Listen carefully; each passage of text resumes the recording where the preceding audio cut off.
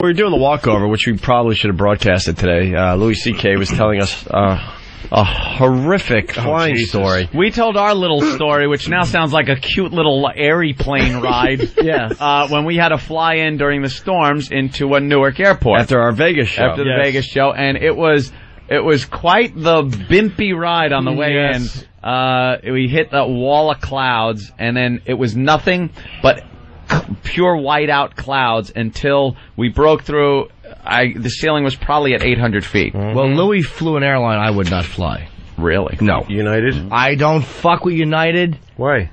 Exactly for the reason because they're fucking cunts. That sounds like a take the bull by the horns pilot, though. That's the kind of guy I like. Because I was sitting there in the airport saying, what happened to us was we got on the plane. They loaded up first class. So we're sitting there drinking a drink. Sipping.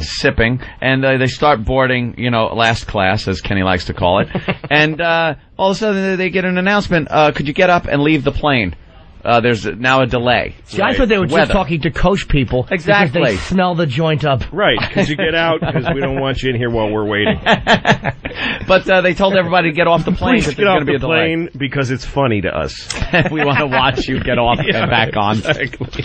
So they made us all get off the plane because of the delay, because of the weather. Right. Then they tell us it's going to be, like an hour or two. Yeah. And meanwhile, 10 minutes later or so, they go, all right, back on. We got a window. Yeah, get in. Everyone back on. So we all run back on the plane. Yeah. And during that time, though, I say, I want a pilot, a man that was been in wars, that just goes, something? Fuck this. Yeah. I've flown in this shit before. We're going for it. Right. Well, that's what I have. And just think you have that. See, sometimes you get a pilot who says stuff like, I had a pilot once who said, they're not letting us take off. LA's locking down because of the weather there, but I anticipate that it'll clear up by the time we get there. So I'm actually telling them we're going to Las Vegas. I've had a pilot say this, and then we'll reroute. You're lying to the fucking tower? Don't lie to them. Control, we're going to, Las Vegas, Colorado, Nevada, Las Vegas, Nevada. Yeah. Well, we might take a turn somewhere before that. Wait, by the way, we're going to Las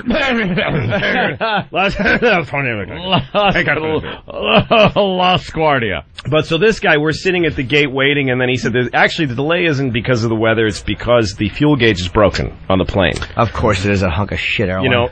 But we had somebody... They still have the ashtrays in the bathrooms. Yeah, that's why that equipment is old. That's why I can't fly United. I had to once, and I saw, ashtrays they still didn't take out of the bathroom, which means, wow, this plane's pretty old. And then they had a razor dispenser or something. Yeah, you could actually get a razor blade. You could shave. Yes. Right here in the plane, you can shave if you want. The miracle of modern flight. Yes. Fucking nice. Light up a lucky strike and join us on a transcontinental flight with no stops. It's the miracle. As soon as I saw the old ashtrays, and it might not have been United, but it was some airline, it was a white knuckler all the way. Yes, and the seats have that kind of 60s Mike Brady stand kind of pattern on them. Oh, great. If the seats are old, how old is the engine, really? Exactly. You're going to tell me they replaced them. Great. That's still not going to give me comfort. But contact.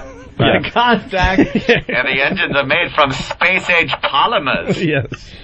So the guy says the fuel gauge is broken, but we filled up the tanks, we topped them off, and we had someone climb up and look in the tank. That's what you do when you have a motorcycle. And you don't want to know, exactly. You don't want to know that there's a dude, you want to think that something really weird and scientific is... Right. It's like a dude looked in the Some guy wing. looked. I hope that dude is not a fucking idiot. Now I have to hope... Well, you hope he has depth perception. And hoping he's not just hungover oh yeah, I checked. Exactly. Did you check the wing? I fucking checked. Of course I did. Shut up. Fuck you. Fuck all those people on that But plane. since they tell me there's a little minor thing that's broken, I'm like, what else is broken on the plane? Yeah, exactly. And usually when your car breaks down, it's not one thing. All of a sudden everything is breaking at the same time. But here's the thing. This was like a little time release capsule of terror that he left with us because he said this is no problem because we know we have more than enough fuel to get there. Sure. Because it's full. That would be more than we need, and we can even circle for a little while with that amount of fuel. So then we get to LaGuardia and we're circling and circling and circling, and then he says, we've only got 20 minutes worth of fuel left. How the fuck does he know that when the fuel gauge is broken? Yeah. Yes. He did a math problem in his head, probably. He did it. Yep. He did it through time. But look, he's saying he knows how many hours you can fly on a certain amount of fuel. Yeah. But if maybe there's more stress on the engine when it's going through Nice bad weather. headwind. If he's 5 minutes off, we're gonna drop from the sky like a set of fucking car keys. Avianca did that. Yeah. Right into Long Island, yeah. So he goes, we got 20 minutes of fuel left, and LaGuardia is, trying to shut down, but it's minute to minute. So we're going to go ahead and make an approach to LaGuardia Airport. And as we get closer, if it gets bad, we'll divert and use the last of our fuel to land in Allentown, Pennsylvania. We have enough fuel to do exactly that maneuver. Oh my God. So then he starts coming in. We'll divert to a place where there's lots of big open fields where innocent people won't be killed. We will divert to the fucking to the Verrazano Narrows. Ladies and gentlemen, one thing you won't have to worry about is fire. There is no fuel left in the tanks. Yes, exactly. We are doing 500 miles an hour, but yes. You won't burn. Thank you. But so he starts coming, and we start dropping down into the clouds, and it's the ugliest fucking. I mean, the clouds are yellow and brown out the window. It was nasty. Well, you and were there's listening water. to on thing, right? Yeah, and so me and the guy next to me, the fucking two idiots, we put on the headphones and listen to the channel that you can listen to the tower. You can listen to your plane talking to the tower. And so he says, United 266, we're making an approach. And then we hear LaGuardia Tower say, do not land 266. The winds are far too heavy. It's not safe for landing. We're shutting down. Don't go, divert right now. How do you not pull the headphones off and just make believe you didn't hear it? And the guy says, we can't divert now. We have only 4 minutes tops of fuel left. Holy. So we have to come in. Oh, And the tower's saying it's not a good idea, but go ahead because what else are you going to do? Give it a shot. Give it a shot, Jim. All right, hot shot. And right at that moment, the stewardess comes up to you. Would you like to have some coffee? No exactly. clue. Smiling. The flight attendants are all strapped in and invisible. They're nowhere to be seen. Yeah. And I'm holding on, like it's going to help. I'm holding on to my fucking window, like the edges of the window. I'm stamping my foot just uncontrollably. Wow, you are fucking scared. Well, because we keep dropping, and once the landing gear goes down, and there's all that drag on the plane, the thing is pitching and rolling and making impossible banks to the left and right. I mean, it's like a like a joke. And there's a woman behind us holding 2 children, screaming and sobbing, literally going, "Oh my God! Oh my God!" She's doing exactly that. That's the soundtrack for everyone on the plane. Oh my God, that's horrible. And she's got tears bursting like she's on a fucking train to fucking Auschwitz. No, I gotta die! She's saying her kids with her. She's saying we're gonna die. To her kids, she's telling her kids are gonna die. Fan-fucking-tastic. Yeah, and for the pilot sounding stressed on even more than I've heard black box recorders, and the pilot is sounds like he's smoking a cigarette till the second before death. He's like, we only have 4 minutes of fuel. We can't divert. Like he sounded like that. You probably thought you were watching a movie. Oh no, it was like wow, this is great. Why wouldn't this be death? If I wasn't on this plane, this would be great awesome. to listen to. This is well directed. Yeah, I love this movie. I love the woman in the back seat. She was awesome. And we drop out of the clouds, and we see where we are. We are so close to those fucking Queens housing projects that are in the X shape. Yep. Like it's like the nightmares you have. If the wing were to tip over, we'd hit. You're hitting it. And we're going. I've gone over those housing projects thousands of times. I fly all the time. We're going so fucking fast. We're flying like we're just shooting over Queens. Man. And even the most Texan tough guy passengers that were from Denver that were on that plane are like, whoa, hey. Everyone's like, oh, hey, oh. And it was so bad that when to jump ahead for a second, when I got in the cab, the cabbie said, I saw that plane come in, that looked bad. Like cabbies on the ground. We're watching that one because we're the only assholes that fucking landed. No one else was coming in. And so we're coming in, and the plane I'm convinced we're hitting the BQE. We're gonna just whatever it is, and we hit the ground so fucking hard, and my heart is racing, and I had tears in my eyes, just involuntary. Wow. Just tears coming down my face. Like, what are these? And the pilot says, ladies and gentlemen, you are free to turn on your cell phones and call your loved ones. And every single person where the phone was, the whole plane was chatter of like, you wouldn't believe what just happened to me, honey. I thought I was going to die. And I looked at my phone, and I thought about calling my wife, and I was like, fuck her. I didn't call her. Fuck her. I thought I was just about to die, but... Fuck her. You call like a friend. I don't want to. Dude, you never guess what the fuck just happened. Because I know it would have been like, honey, I thought I was going to die.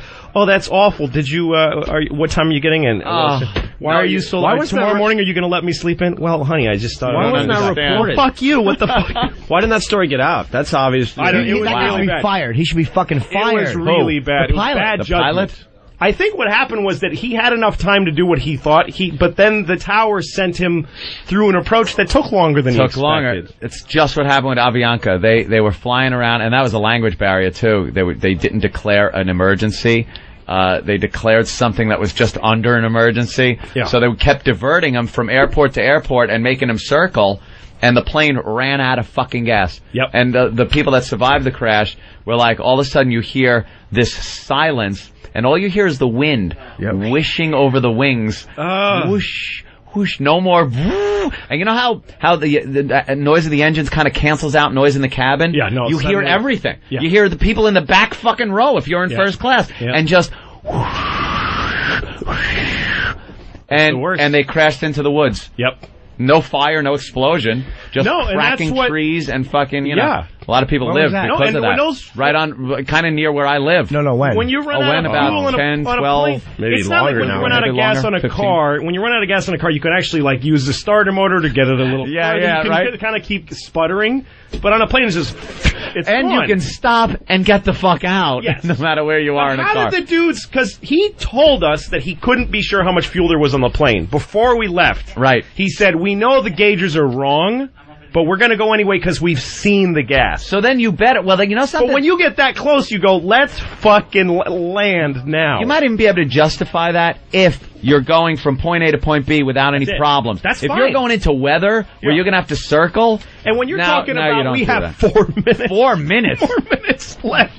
How If fast you're is that 1 4 minute minutes? off, you're dead, and he Holy has no shit. gauge.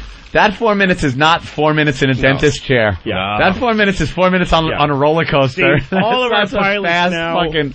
all of our pilots are Vietnam combat tested pilots, but they're also fucked up Vietnam vets that kind of don't give a shit. They see That's some what I shit. want. Yeah. They just think you're a bunch of faggots whining on the back of Yeah, the all plane. you people that call me a baby killer, we're going in. Yeah. It was 1990?